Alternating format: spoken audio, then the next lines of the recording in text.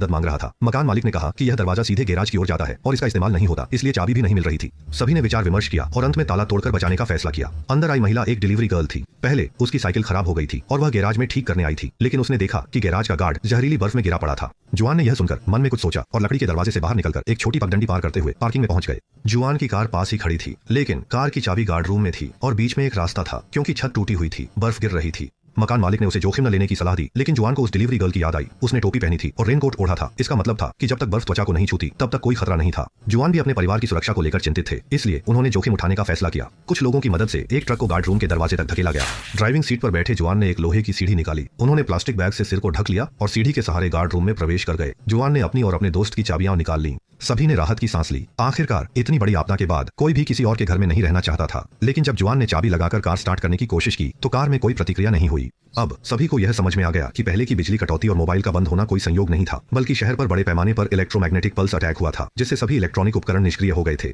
ऐसा लगता है कि स्थिति उनकी कल्पना से भी अधिक गंभीर है, क्योंकि इतनी विनाशकारी शक्ति केवल सौर तूफान या परमाणु बम विस्फोट से ही आ सकती है। मकान मालिक ने देखा कि सामने वाले घर में लाइट जल रही है। एक बुजुर्ग खिड़की के पास खड़ा है। उसे चिंता थी कि वह खिड़की खोल देगा, इसलिए उसने संकेत देने की कोशिश की, लेकिन इस हरकत ने बुजुर्ग की जिज्ञासा बढ़ा दी। बुजुर्ग ने संदेह से खिड़की खोल दी। थोड़ी देर बाद उसकी पत्नी भी देखने आई। नतीजा यह हुआ कि दोनों पति पत्नी बर्फ के बीच गिर पड़े। सुबह का उजाला हो रहा था, लेकिन जुआन का चेहरा और भी गंभीर हो गया, क्योंकि उसकी बेटी को सुबह दौड़ने की आदत थी। यह सोचकर जुआन ने तुरंत घर लौटने का फैसला किया। उसके दोस्त उसे मरने के लिए नहीं छोड़ सकते थे। जब जुआन का इरादा पक्का था, मकान मालिक ने उसे एक सुरक्षा सूट बनाने की तैयारी की। घर में पहले से ही वाटरप्रूफ सूट और गैस मास्क मौजूद थे। सभी ने मिलकर उसे पहनाया। सभी उपकरणों ने सुनिश्चित किया कि कोई भी त्वचा बाहर न दिखे।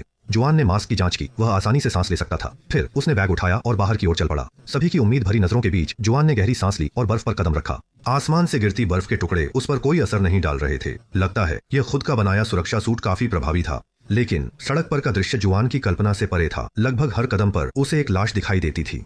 पूरा शहर एक विशाल कब्रिस्तान जैसा लग रहा था। जुआन को अचानक एक अजीब सी खुशी हुई। भगवान ही जानते हैं इस आपदा ने कितने लोगों की जान ले ली, क्योंकि यह इतनी अचानक आई थी कि बाहर मौजूद लोगों को भागने का मौका भी नहीं मिला। हवा में तापमान लगातार गिर रहा था। जुआन का शरीर असहज महसूस करने लगा। उसे हमेशा लगता था कि कोई उसका पीछा कर रहा है। उसने कुछ कदम दौड़कर अपने शरीर का तापमान बढ़ाया। अंततः ठंड के कारण होने वाले भ्रम गायब हो गए। जुआन ने नक्शा निकाला और अपनी बेटी के घर जाने के लिए शॉर्टकट लेने की योजना बनाई। स्टेशन के पीछे के हॉल से गुजरते हुए वह रेल की पटरियों पर चलने लगा, लेकिन सामने का दृश्य देखकर जुआन का शरीर ठंडा हो गया। एक ट्रेन पटरियों के बीच में खड़ी थी और उसके आसपास यात्रियों की लाशें पड़ी थीं। शायद ट्रेन स्टेशन में प्रवेश करने वाली थी, तभी जहरीली बर्फ गिरने लगी। जुआन ने दांत भींचकर आगे बढ़ना जारी रखा। अचानक एक डिब्बे से आवाज आई। आश्चर्य की बात है कि अंदर कई जीवित लोग छिपे हुए थे।